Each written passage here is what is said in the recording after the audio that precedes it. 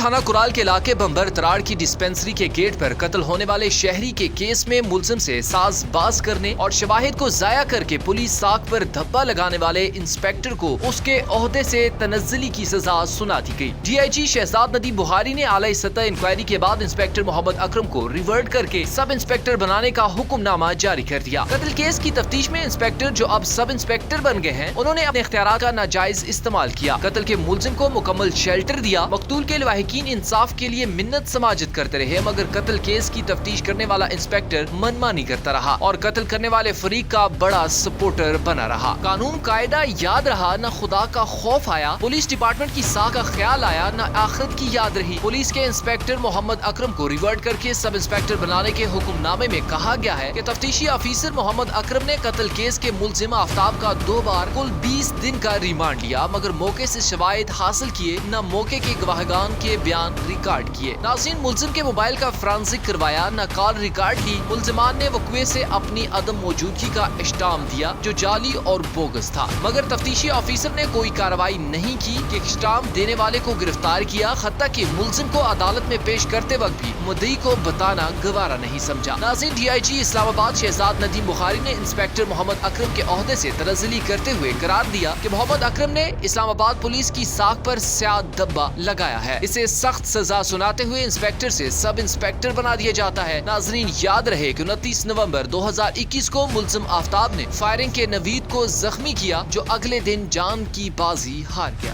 تھا۔